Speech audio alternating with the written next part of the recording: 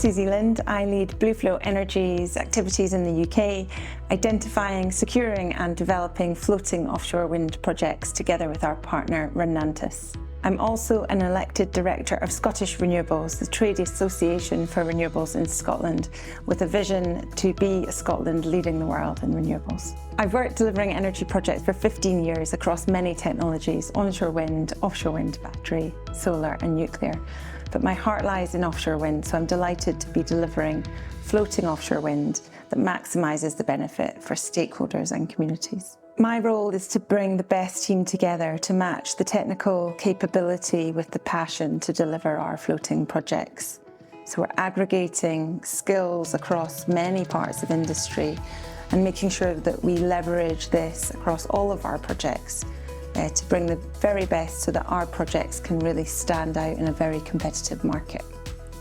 The ScotWind process has created a fantastic opportunity for Scotland to lead the world in deployment of commercial scale floating offshore wind. We're really proud of the progress we've made so far on our 3 projects, and we're now focusing on making sure our scoping report, which will help us secure our planning consent, is delivered successfully. To do that, we're going to focus on 3 things. The first being understanding our ground conditions and our wind resource a bit better. So we're doing significant survey work in that area. We also are making sure that we have early engagement with the supply chain to really understand the capabilities and the gaps that exist there, and of course engaging with communities to understand what matters to them. And thirdly, understanding a bit more about our grid connection and how that's going to be refined through a process currently ongoing in Scotland. Our biggest challenge will be in competition. We'll be competing for the same ports, vessels, the same supply chain as many others. So it'll be very important to understand what our needs are, differentiate ourselves, and then support building of a supply chain and the skill set to make sure that we can compete at a global level. The clock is ticking. There's really no time to waste. We've been offered 2 projects, Sinclair and Scarabin, both 99 megawatts. The INTOG process has created a fantastic opportunity to test out emerging technology and community benefit options that could be very useful learnings for our next stage, our Broadshaw project, leveraging synergies from these smaller scale projects to maximise the benefit for Scotland. These so-called stepping stone projects will be really impactful in terms of generating and stimulating the local supply chain and the skills required to deliver. It's hugely exciting to see the developments in the sector, from materials, ways of doing things, approaches to technology, and we can't wait to see what else we are able to secure through innovation in INTOG. As we continue to explore what's possible, we really believe our Sinclair and Scarabin projects have the opportunity to push boundaries in innovation and technology. The UK is a really important market because it offers a really strong and stable environment on which to deliver floating offshore wind. We've benefited from a legacy of renewables, and this is a great moment to move into floating and see what's possible. There's also a terrific opportunity to leverage the existing skills and knowledge in fixed foundation wind and make sure that that's maximised together with the insight from oil and gas to make sure we can deliver on the ambition for floating wind, the 5 gigawatts. We're really excited about the opportunity for the UK. We currently have 15% of the floating offshore wind deployment rights, and we can't wait to use our expertise and local knowledge to make sure that we can deliver really lasting benefits for the whole of the UK. I'm Derek McLeod, and I'm the head of project delivery for the Bellrock project.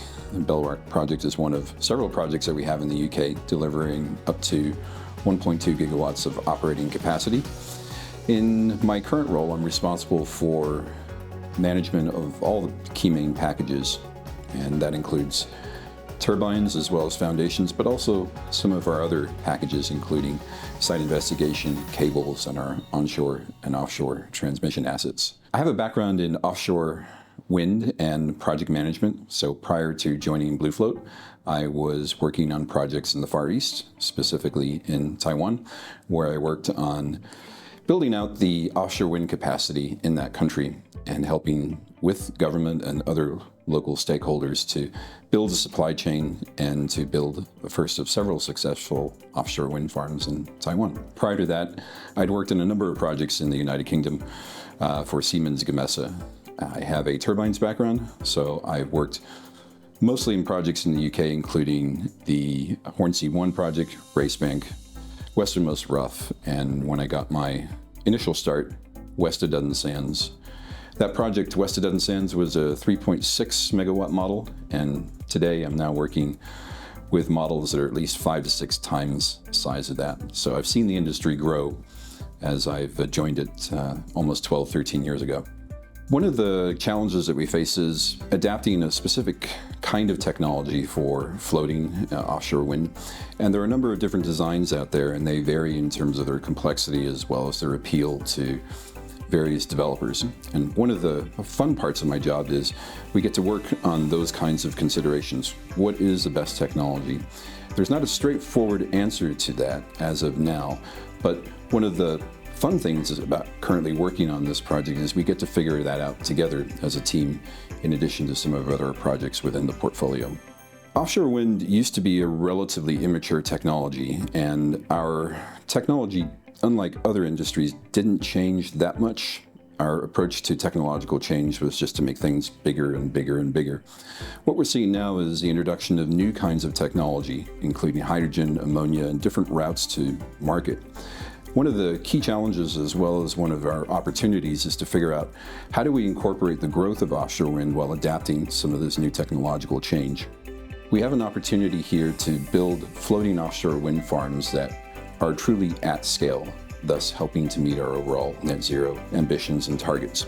One of the key aspects of this industry is understanding the risk-return ratio, and there are many organizations that have failed to appreciate sometimes the complexity of these offshore wind farms, certainly in terms of how you implement them. The capacity for things going wrong definitely exists, but the capacity for getting things right also exists. And one of the great features of working for BlueFloat is that we've assembled a team of experts that have a long history in the industry who understand both sides of that equation in terms of building these offshore wind farms to scale and avoiding some of the risk that traditionally we've seen other operators encounter in the market.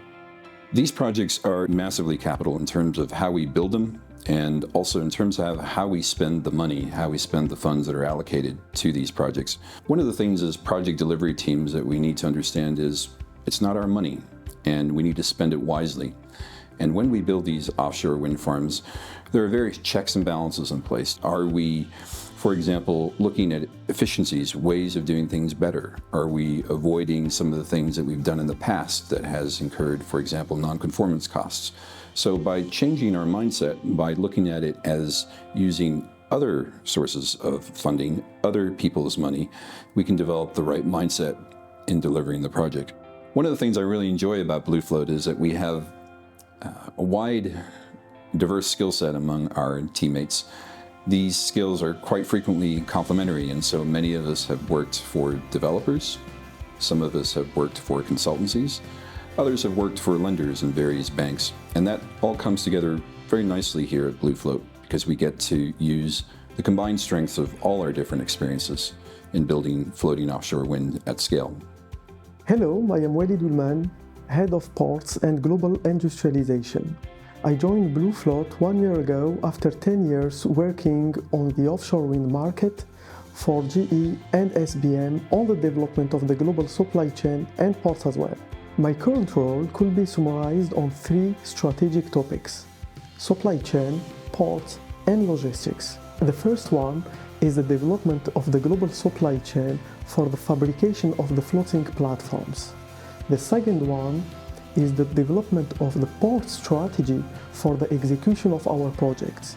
It could be a one-stop hub dedicated or covering all the operations from the fabrication to the turbine integrations and commissioning, or a multi-port approach where each port is dedicated for one operation.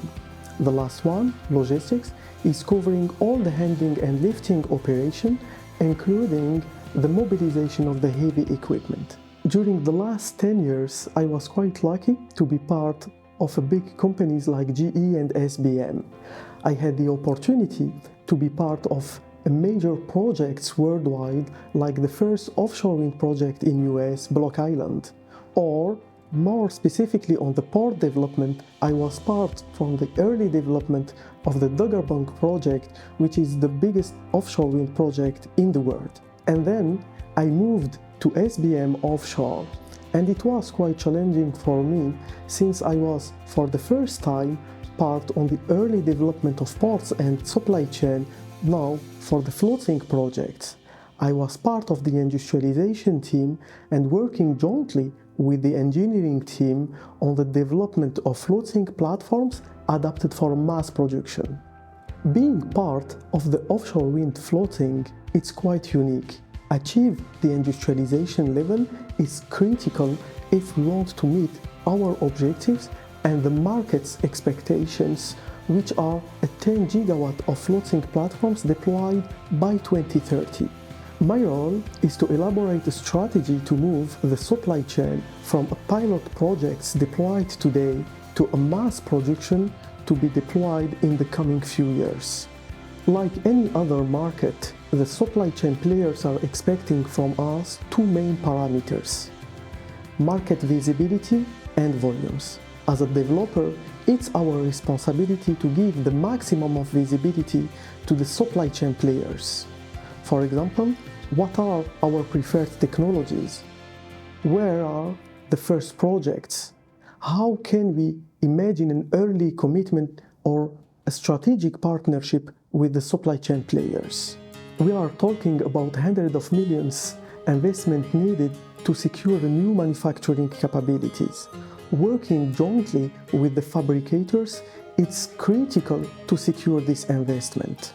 An early commitment could give to the supply chain players a first signal that the market is ready, and the strategic partnership could give them much more confidence on our commitment on a long-term partnership. We are facing three major challenges for the development of the floating offshore wind industry. First, too many floating platforms in the market. Second, limited numbers of fabricators. Third, the size of the turbine. On the first one, we have more than 120 platforms in the market, and it's quite challenging and almost impossible to develop a supply chain dedicated for each platform. On the top of that, we have a few and limited numbers of fabricators with enough of manufacturing capabilities to cover the future projects. And then the size of the turbines are becoming bigger and bigger, increasing the pressure on the manufacturing capabilities. It's why within BlueFloat we prefer to focus our energy on the development of the supply chain for the most promising floating platforms. Before talking about the strategy, we need first to align about the target. Let's agree on the one floater per week expected by the market by 2030. And then the choice of the technology. Within BlueFloat, we believe that we need both still and concrete technologies to cover the market demand. Definitively, fabricators should be aligned to achieve this target, and within BlueFloat, we are working on it. We have to keep in mind that the floating offshore wind is a new market. Becoming a country leader in this new market should be a strategic decision from the authorities at the first stage. A strong support is needed from the government to achieve this ambition. It's first a country ambition before to be a developer strategy. The ports available today in the markets are not enough. As we are moving the major operations from offshore to onshore, we are increasing the strategic position of the ports in our global supply chain. We are working closely with a few ports and local authorities to unlock the massive investment in the infrastructures. The ports' challenges are the same everywhere, but different strategies could be developed based on public and private partnership. I am Esther Villoria, the Head of Consents and Environment at corporate level. I am responsible for developing policies and strategies related to consenting and environment across the various markets where BlueFloat Energy is actively developing projects. I have over 19 years experience in consenting, permitting and environmental management across various markets such as the Republic of Ireland, Spain and the UK. Prior to joining BlueFloat Energy, I have worked for over 11 years in several offshore wind projects in the UK, from the early stages of scoping through operation. I work closely with our local teams on their project development activities, sharing best practice and lessons learned on environmental consenting. This is particularly relevant in geographies when there is no offshore wind track record. One of the best practices in the environmental consenting is the design envelope approach for the offshore wind permit applications. This approach is a standard practice in the UK for large-scale developments where the exact project requirements cannot be confirmed by the time of submitting an application. In the case of offshore wind projects, this is due to a number of factors such as the evolution of technology, for instance, wind turbine generator model, and the need for flexibility in key commercial project decisions. The need for further detailed surveys, especially geotechnical surveys, before a final design and layout can be determined is also a key factor. It's therefore important that a project is consented with a design envelope so it allows to provide adequate flexibility. The design envelope approach provides the confidence to the regulators and developers that the environmental impact assessment process is robustly considering the potential impacts of the project whilst allowing the project to be optimized and refined at the time of construction, which might be several years after the permit application is made. My name is Jaime Dominguez and I'm Floating Senior Package Manager. Within my role, I'm primarily focused on the Stromar offshore wind farm, where with 1 gigawatt capacity is currently under development in Scotland. My role in this project is leading the floating wind package, and in addition to being part of the management team. My main responsibilities deal with preparing the grounds to settle the strategies to select the floating technology and placing the commercial strategies for the future. Before joining BlueFloat Energy, I was working at Iberdrola for 14 years. There I emphasized two major experiences I gained. One is that I was working for many years contracting the offshore substations for Vikinger, Stangla 1 and Brugge offshore wind farms. Then I became project manager of the consortium leading promoting the construction of a floating semi-submersible platform made in concrete for a plus 10 megawatt wind turbine at 1-to-1 scale. And the main insight I took from that experience is the complexity of the challenges to bring a novel technology to reality, and also the project management of a consortium. My overlook of this, bringing the evolution of the technology in this fast-growing industry is first and prime, we need to promote the technology maturity. We still have to deal with a large number of technologies, of novel technologies that are giving a lot of uncertainties to the market. But by narrowing down this number of technologies, we will strengthen these the industrialization processes and facilitate the investments that need to be competitive in this industry. How I see Stromar contributing to the global development of the floating wind industry in Scotland and beyond. Stromar has the perfect size, timeline and the site conditions to set in stone the strategies for the future of the floating wind industry. Stromar has the grounds to become a reference in this industry by optimizing the technology selection process and also the commercial strategies to be competitive in this industry. My name is Nathan Turner and I'm the Country Manager for New Zealand for BlueFloat Energy. I joined BlueFloat in 2021 and I've got overall responsibility for our development pipeline here in New Zealand. After starting my career in a large commercial law firm in Australia, I then moved into the energy sector where I've now worked for more than a decade. During this time I've worked across gas, LNG, power and renewables in Australia, New Zealand and in Asia.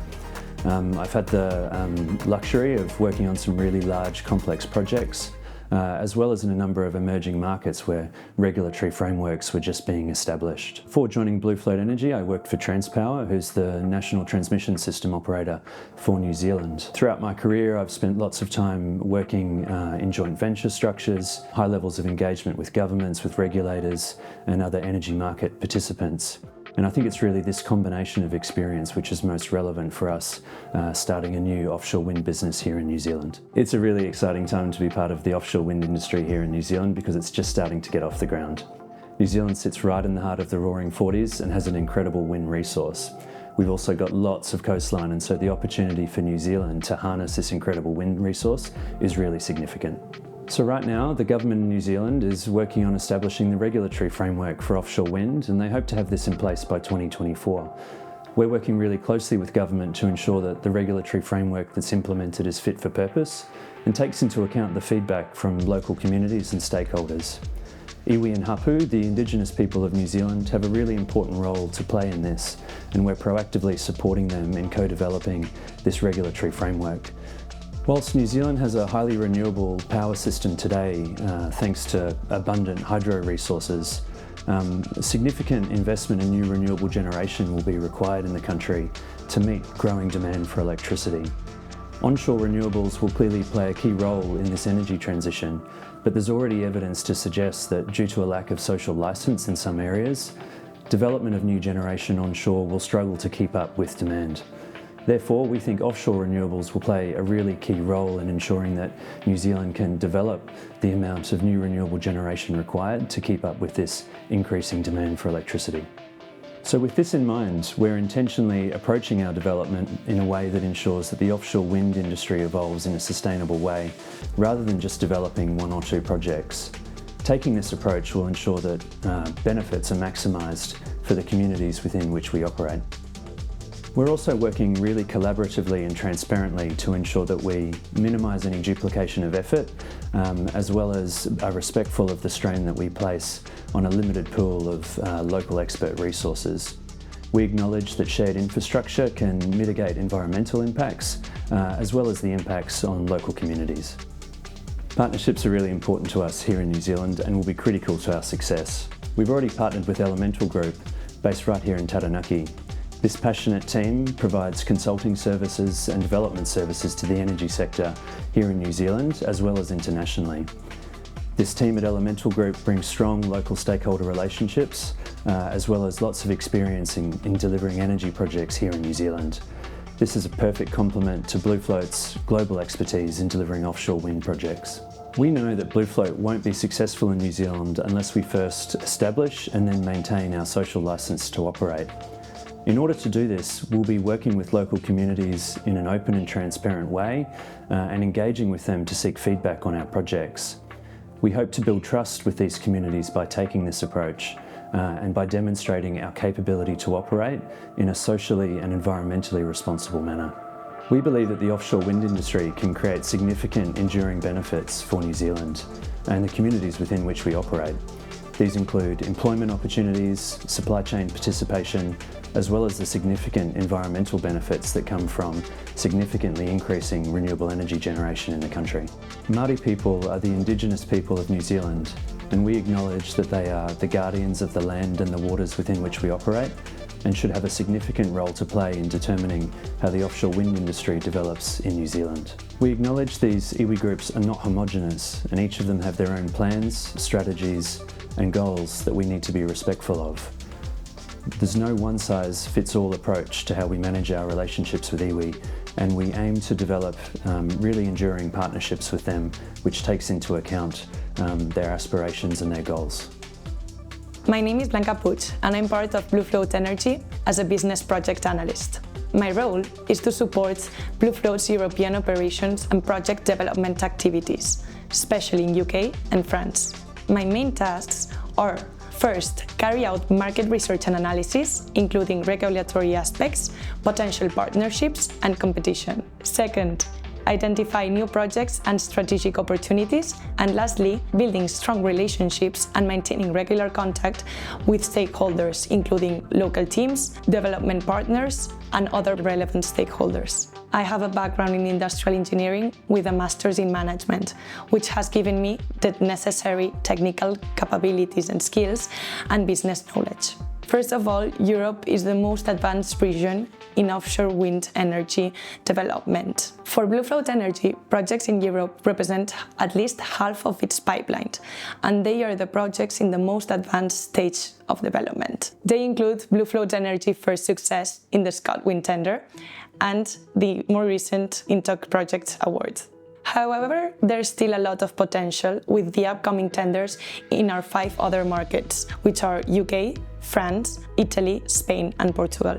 More and more countries are showing interest in offshore wind, and floating wind keeps enabling new marketing opportunities. European countries are increasingly delivering or enhancing their offshore wind frameworks to meet the 2030 and longer-term decarbonization targets. New potential for offshore wind keeps being unlocked, and it's our job in BlueFloat Energy to identify and select the right opportunities with the right partnerships and the market conditions. BlueFloat Energy has a pipeline of over 20 gigawatts, with many projects being in a very advanced stage. There is also a big momentum for floating offshore wind. Nevertheless, project development faces many challenges that, as a developer, we cannot control, such as supply chain or government roadmaps delays, which affect the project timeline. But we are confident that things are progressing well, and we expect that in 4 or 5 years' time, we have our first turbine in the water, probably in Spain, since it's where we have our first pilot project. My name is Fran Yanguas. I'm Senior Technical Project Manager at BlueFloat Energy. Prior to joining BlueFloat, I worked for 14 years at Iberdrola Renovables, Scottish Power. I've held several different positions. I started my career on the development side of the projects, then moving to the execution, where I've held different positions as VTG Package Manager and as Foundation Package Manager. At BlueFloat, my basic responsibility is the management and the coordination of all the technical aspects of the projects. I'm in charge of the engineering design and the performance of the internal and external studies. One of our basic responsibilities is that we are the interface between the corporate team in Europe and the different geographies. Bottom fix is a great and mature technology that poses several limitations. On the contrary, floating offshore wind offers significant opportunities as alternatives. Basically, it opens the door for the deployment of wind turbines in larger and deeper areas, which improves the energy efficiency. Conscious of this, the Taiwanese government is planning to release by the end of the year a floating demo tender. If successful, we feel that could be the perfect opportunity for us to develop commercial-scale projects in the next future. BlueFloat Energy is an expert player operating in multiple geographies. So by leveraging the experience, the expertise and the knowledge of the team, we feel that we could support the Taiwanese government to unlock the potential and the opportunities of floating offshore wind in the country. My name is Benoît Dromard, and I am Transport and Installation Senior Manager at BlueFloat Energy. My role starts with defining or providing advice at very early stage of floater selection and basic design, so that all the decisions we are making allow to lower the T&I complexity to its lowest possible level. I'm also in charge of defining transport and installation strategies on project-specific basis in order to find the best potential strategy. The idea is to make sure that they are all compatible with commercial scale constraints, and I do that in very close collaboration with our ports and industrialization teams. As part of my role, I'm also in charge of developing T&I execution plans with associated schedules and CapEx estimations. I'm coming from Bourbon Subsea Services, which is a T&I leading contractor worldwide for floating wind installation. I spent 12 years over there, and during that period I had the opportunity to manage 3 different floating wind installation projects that allowed me to face several technical challenges which are really specific to floating wind, and also to come out with a long list of lessons learned. So part of my day-to-day activities is to make sure that we use these lessons learned to improve the robustness of our projects and ultimately their competitiveness. I see 2 main potential models moving forward in terms of T&I contracting. The first one is large EPCI contracts. The second one would be projects developed around several main key packages, T&I being one of them. There are obviously a lot of advantages to the EPCI model for a developer like us, in particular in terms of bankability, but there are also several challenges associated with this kind of model. And the main one is probably about the IP rights associated with the different floating technologies that we are considering. So to me, I think it's impossible to predict what will be the future, but I believe that both models will coexist. Some projects being developed on an EPCI model and some others being developed with several key packages and then separate contracts. Developing commercial floating wind projects require to solve several design and supply chain issues, and T&I is no exception to this. A key parameter for transport installation is obviously to get access to the right vessels at the right moment. As of today, the vessels that we plan to use in the development of floating wind projects are actually coming from the oil and gas market.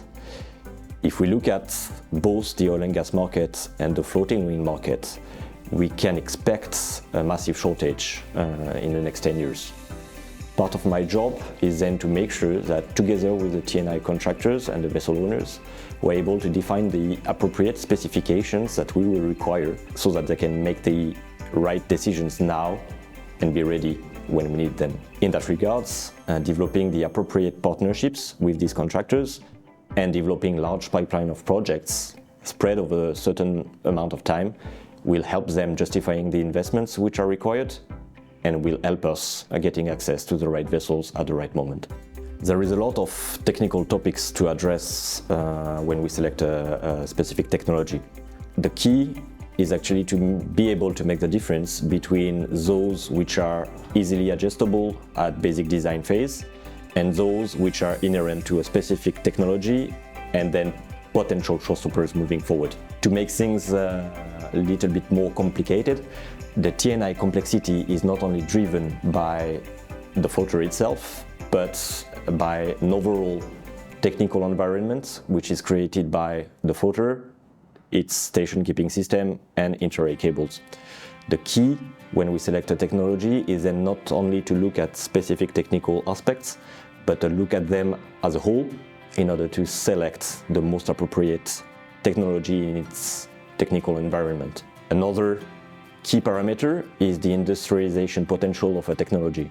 The very best floater in terms of T&I complexity, the one I can install in the most efficient way and at the most optimum cost, may very well end up being the worst one, simply because the delivery rhythm that we need to optimize the offshore installation is not achievable because of a low industrialization capability of a specific technology. Another key parameter when selecting technology is to check its industrialization potential.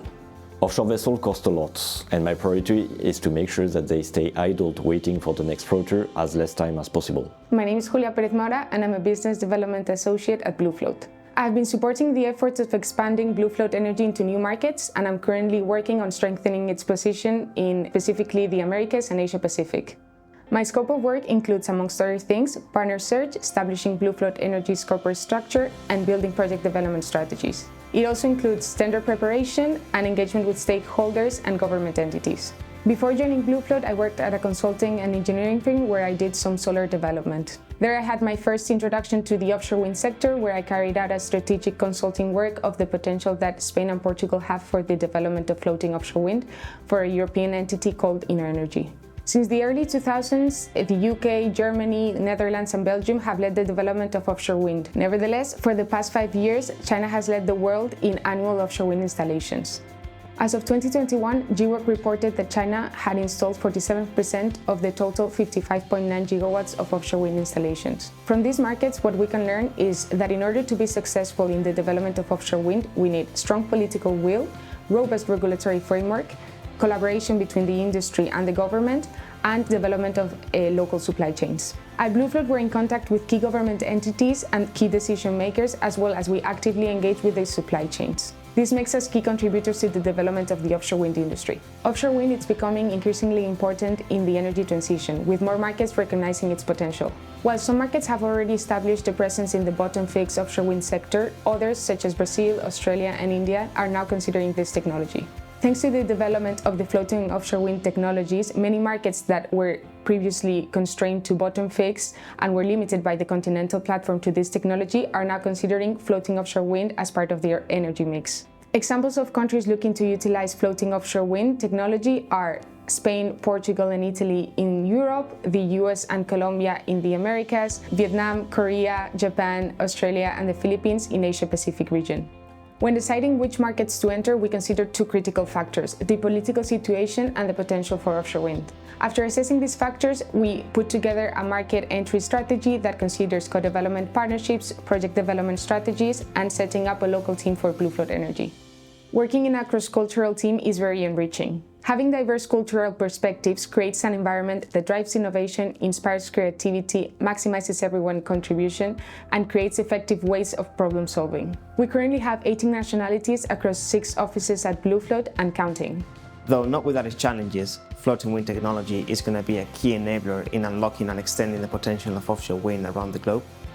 But obviously, as with any other new technology, we need to make sure that we're coming up with innovative ideas that are going to be solving the challenges of the technology. And that's why at BlueFloat, we're in constant communication with foundation designers and wind turbine manufacturers, because we need to make sure that we are at the front line of the new technology developments. BlueFloat Energy is a company that is very agile on decision making, very fast, which I think is the most important ability to create and add value on this race to develop floating offshore wind farms. Regarding the differences between floating and bottom fixed projects is the design of the floater and the mooring system, which is exclusive of floating technology.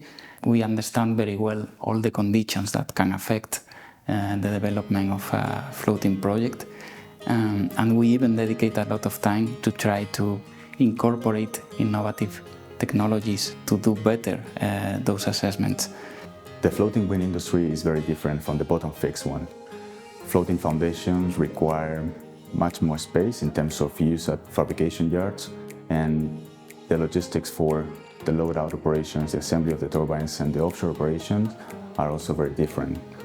That creates, on one hand, a bottleneck, potential bottleneck, because the harbors need very big drafts, and they need also a quite strong soil-bearing capacity to withstand the weight of these massive foundations. On the other hand, the foundations themselves are way heavier and more complex to fabricate than bottom-fixed structures. Therefore, in the coming years, when we'll see the next generations of floating foundations, we will see that the ones making it to the end of the race, the winners, so to speak, will be those foundations that have thought while design phase on this kind of bottlenecks and constraints on the supply chain, and also the optimization of the foundation itself.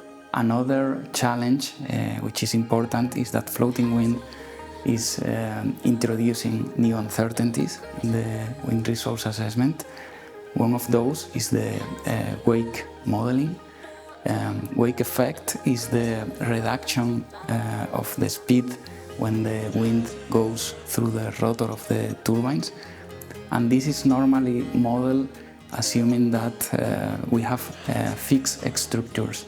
So now that we are working with slightly moving structures, we need to investigate very well this effect and try to improve the models that we are using today. Floating wind requires cables which are specifically designed to the dynamic meteorological conditions that we will find.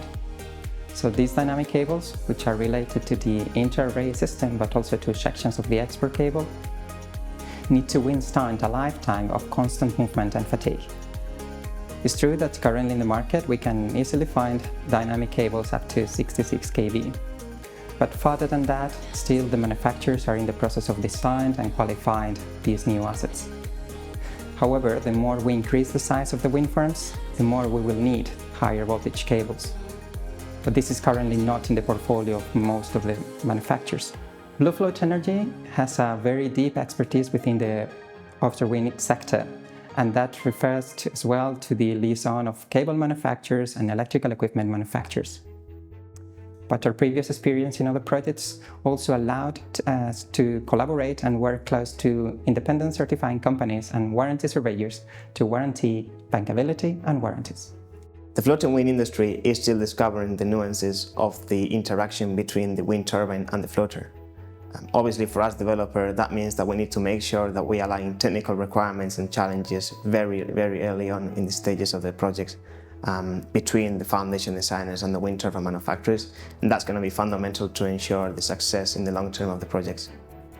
My name's Kirsty Adams. I lead the supply chain activity for our UK projects, and that includes building relationships with supply chain. I've been working in the energy industry for 8 years now. I've been working in the retail, the networks, and also the offshore sectors. Latterly, I've been responsible for managing relationships with supply chain for multi-billion-pound projects. I'm currently working on the UK portfolio, including our successful Scotland projects, Belrock and Broadshore, and also in the Celtic Sea, to develop the supply chain strategy, and that includes things such as maximising local content and also developing the skill strategy to establish the resources that we need to deliver these projects. To successfully deliver floating offshore wind projects in the UK, we need to focus on one thing, and that's collaboration. We need to collaborate as an industry to overcome some of the key challenges around grids, around consenting, around developing the skills that we need, and also the supply chain. So we need to focus on being able to connect almost 30 gigawatts of offshore wind energy in Scotland. And we need to do that in a timely manner, so we need to ensure that we gain our consents on time so that we can accelerate this growth. We also need to build a really skilled workforce, and in Scotland we can profit from the rich history that we've got in oil and gas and focus on that transition from the oil and gas sector into offshore wind. And last but not least, we need to collaborate in developing a sustainable and competitive supply chain. We are prioritising engaging with supply chains in Scotland and the Celtic Sea region to understand what their current capabilities are and working with them to be able to compete in the market. We are engaging with businesses in the early phases of project development to influence decisions around technology. I interact with a lot of industry groups to help prioritise development and stimulate industry growth in the supply chain. This is a win-win for businesses in helping stimulate growth in the economy. It also helps prioritise homegrown electricity and also addresses the needs of climate change and the government's net zero ambitions. So the BlueFloat Energy and Renantis partnership are uniquely positioned within the UK to develop offshore wind projects.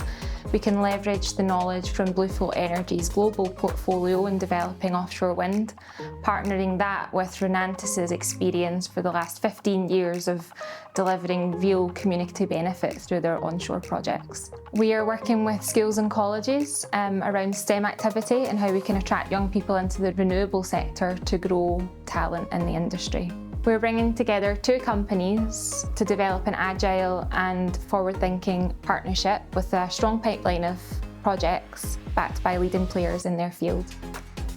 My name is Lewis Driscoll and I'm an analyst in the Site Assessment Department here at BlueFloat Energy. I studied industrial engineering at university where I specialised in control systems and automation, where I learned some of the skills I use to carry out many of the tasks I perform here at BlueFloat Energy, including modelling, optimisation and data analysis. I've also worked in the research and development of battery-based energy storage systems and their applications, such as renewable energies.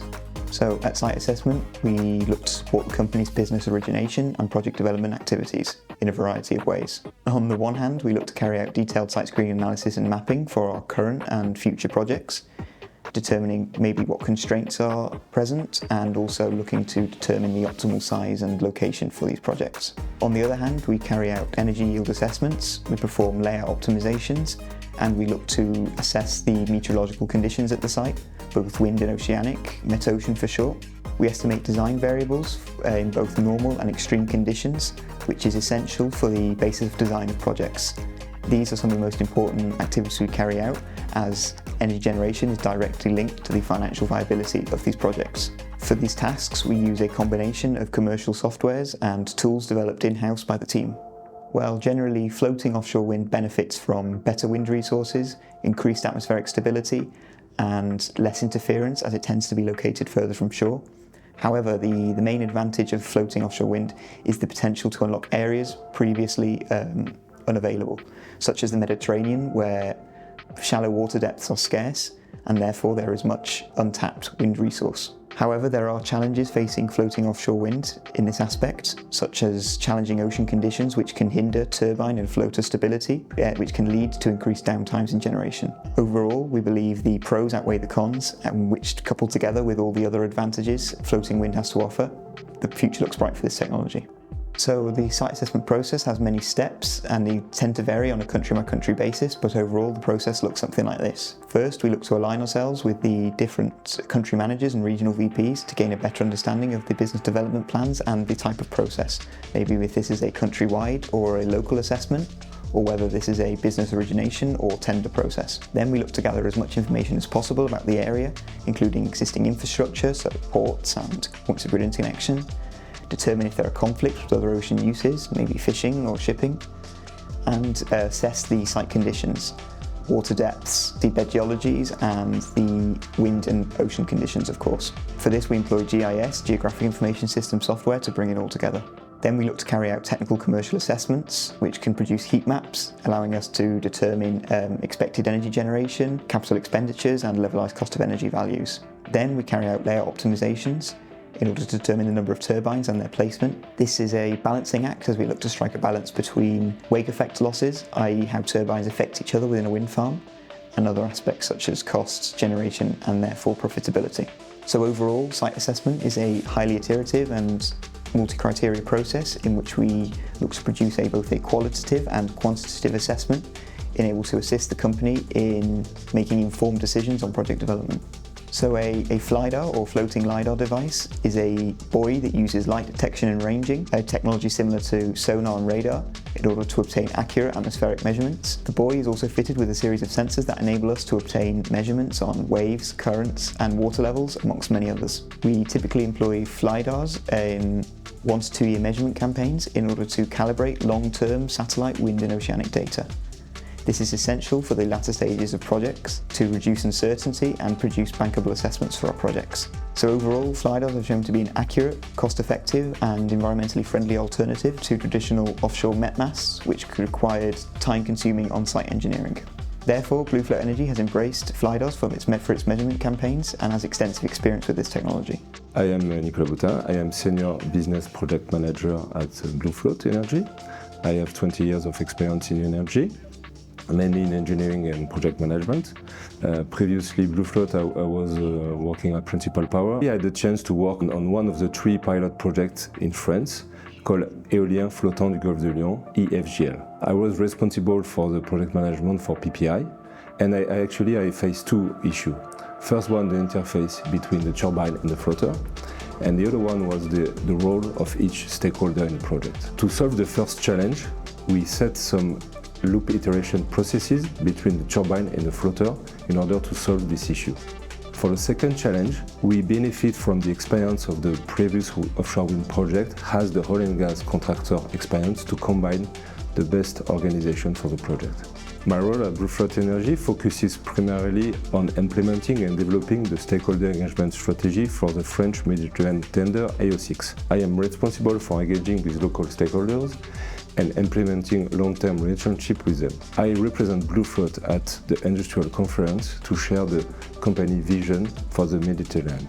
The strength of the BlueFloat Energy Consortium on AO6, which is called EOLIMA, is the complementarity between the 3 companies. BlueFloat is leading the consortium and in charge of the technical topics. Sumitomo provides the experience in financing and the project execution. And Accio provides the expertise on the French market and the capability to create local added value. I'm Scott Graham.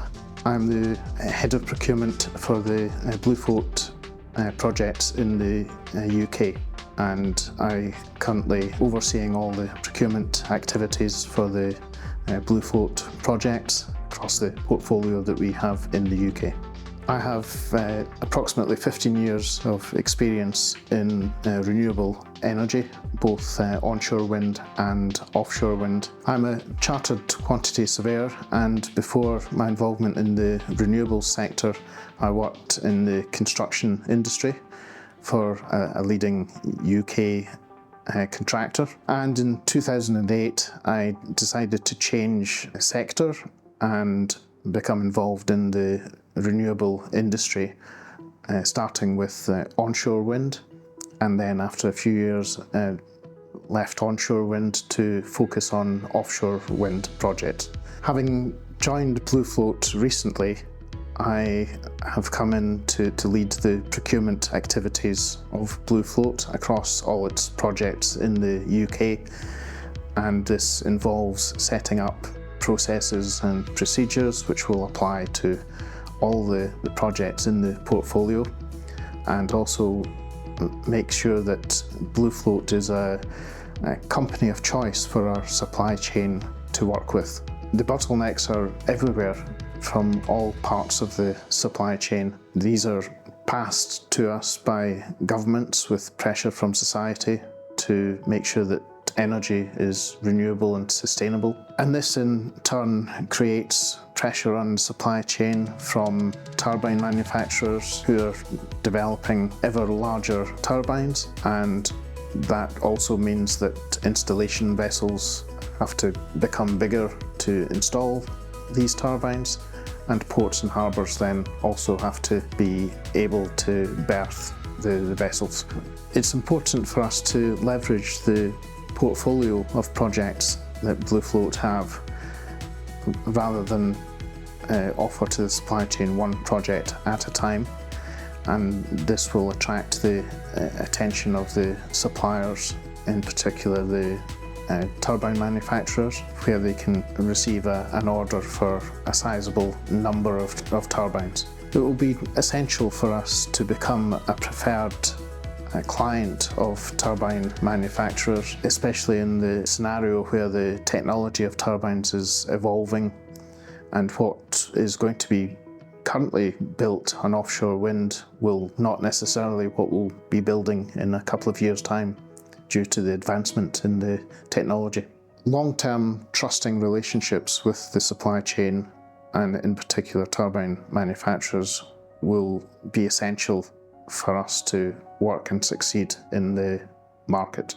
BlueFloat can use its position in the market as a smaller developer to remain agile in the space, and through the CFD is demonstrate that we can not just deliver value for money, but also the non-commercial aspects such as training, local supply, skills and education. I'm Nick Sankey, Country Manager for BlueFloat in Australia. I lead the Australian team developing offshore projects within Australia. BlueFloat currently has 4 projects under development in Australia, have 2 in New South Wales, both floating projects, and we have 2 in Victoria and South Australia as fixed bottom projects. I have over 25 years experience financing renewable energy projects across Australia and globally. Been active in renewable energy projects within Australia across solar, onshore wind, hydro and other technologies for a number of years, providing financial backing of the projects. The offshore wind industry is just beginning within Australia. There's a clear need to transition from existing fossil fuel electricity generation to large-scale renewable energy, and offshore wind is providing that opportunity to develop large-scale projects to replace the current fossil fuel generation. I've always been very passionate about renewable energy and the need for Australia to lower the carbon footprint currently being generated by fossil fuel generation. I'm very excited that BlueFloat is a very young and nimble company with great team members full of a lot of experience developing offshore wind. So we have the clear opportunity to develop projects right at the forefront of an industry that's just commencing within Australia. So I'm leading and building the Australian team developing the projects within Australia. My responsibilities cover all phases of project development, from the early site selection process right through development up until financial investment decision and beyond. as BlueFloat is developing a strong portfolio of development and operational projects. The Minister for Climate Change and Energy has declared the Bass Strait off Gippsland zone for development of offshore wind projects. This means that developers are allowed to apply for feasibility licenses within that area. This is the area where BlueFloat's Greater Gippsland offshore wind project sits. The Greater Gippsland offshore wind project is a 2.1 gigawatt bottom fixed project off the coast of Gippsland, situated in between Woodside Beach and Sea Spray. BlueFloat has been developing the Greater Gippsland offshore wind project since 2021. During that time, we've been conducting significant analysis of the area that's allowed us to submit environmental referrals and to pave the way forward for applying for a feasibility licence. We spent quite some time conducting stakeholder engagement across all levels of government. We've been talking to firms within the supply chain, and we've spent some considerable time down on the ground within the Gippsland region, holding community engagement sessions where we're talking to the community, providing information and allowing the community to meet the team and to understand more about the importance and the benefits that the Greater Gippsland project can deliver to the region. BlueFloat Energy is a young and nimble company that combines a very experienced global team with growing a local team presence.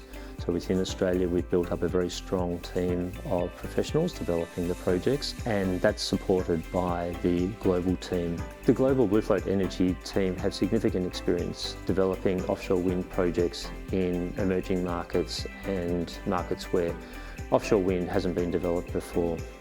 So we're looking to bring that experience to Australia, where offshore wind hasn't previously been developed, and Gippsland in particular being the first zone to be declared. BlueFloat Energy maintains a very open and collaborative approach to developing projects within Australia.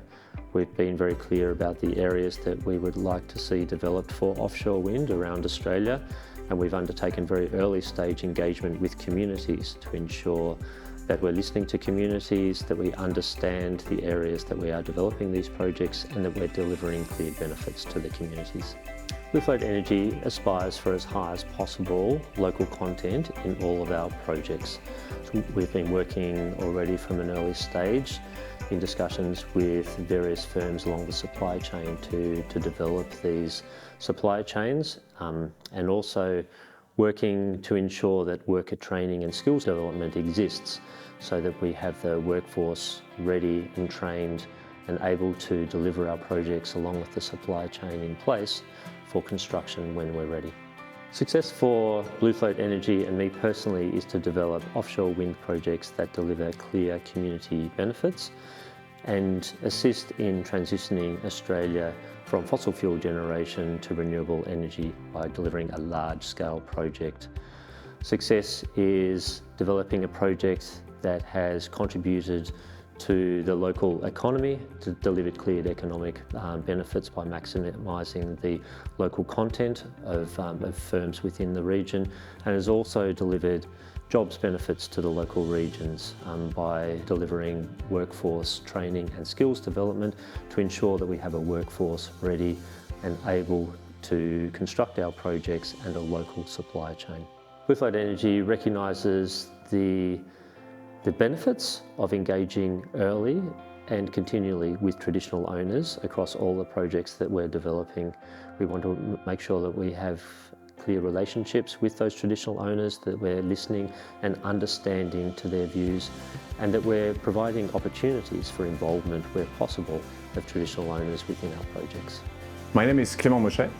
I'm the country manager for France, and I'm the head of mooring systems at BlueFloat Energy. I've been working for a decade in mooring systems, so basically everything that has to do with connecting floaters with seabed. So I got the chance to be involved with different demonstrators and pre-commercial farms. A decade ago, the challenge was really to prove that the turbine could deliver on the floater, while today the real challenge we are facing is how we're going to industrialize and produce the number of floaters that we need to achieve this energy transition. So, as the country manager for France, my role is to coordinate the activities of BlueFloat and the partners we are teaming up to answer the state tenders. We also have another target, which is to develop greenfield projects, and here as well, I'm coordinating with the partners these activities. As the head of mooring system, this is more a technical role where I'm supporting the different developments of the companies in different geographies, basically providing recommendations when it comes to this mooring systems technology, and as well coordinating the third parties specialists we are engaging with. The Mediterranean basin is quite special because it's quite far from the other basins that we work with, for example, the North Sea. It's also an interesting basin because it's fundamentally the territory for floating wind, mainly due to the bathymetry. In addition to this is also an area where there are a lot of consumption centers nearby shores. Now, when it comes to the BlueFloat strategy, we are indeed developing a large portfolio of projects in Italy, in Spain, and in France, up to 8 gigawatts. Having the synergies in between those projects will be fundamental to leverage the supply chain and to give them visibility when it comes to the required investments. France is a key market for BlueFloat Energy for a few reasons. The first one is that the French state has a clear ambition and vision to develop offshore wind by 2050, with up to 40 gigawatts installed at sea. We assume that at least half of it will be floating wind. Second point is that, of course, geographically, France has a lot of coasts and is very suited with good wind resources. And the final point is that the tenders in France are quite special because it's a centralized process, and basically the laureate is getting on one side the block, but also the feed-in tariff and as well the grid connection. So this is quite attractive. In addition to that, and maybe to conclude, these tenders are extremely competitive, and we see it as an interesting exercise to benchmark our abilities and to compare ourselves. So in France, we have a twofold approach. The first fold is basically to answer state tender. In that respect, we are involved with the South Brittany project with a consortium named Triskel, and we are involved with the Mediterranean tenders with a consortium called Eolimar. For Triskel, this will be the first floating project tender to be awarded by the state later this year. So we are working very hard to be well positioned on this one.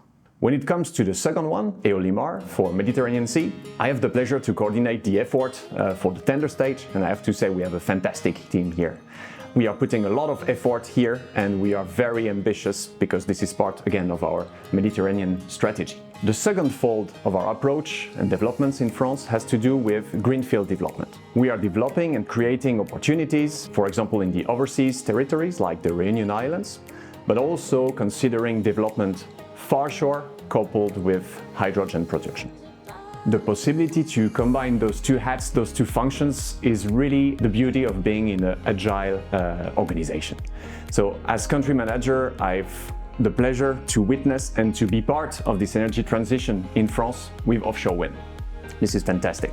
When it comes to the head of mooring function, it gives me the opportunity to interact with our energy shapers in different geographies, and this is bringing me a lot of different perspectives that are very valuable. The main challenges we are likely to see for mooring system are quite similar to the other packages that compose a floating wind project. One of them, of course, has to do with the supply chain availability.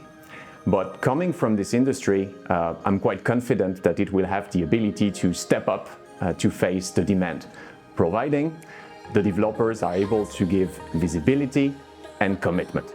One specific challenge with the mooring system is linked to the bankability.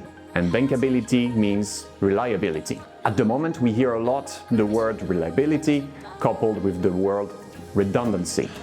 Personally speaking, I don't think this is very satisfactory, technically speaking, because that implies that we have a poor understanding of what's happening subsea and that we back up ourselves with safety factors. I am much more convinced with the approach of moving from preventive maintenance to a predictive maintenance. To do so, the key approach will be in 3 pillars.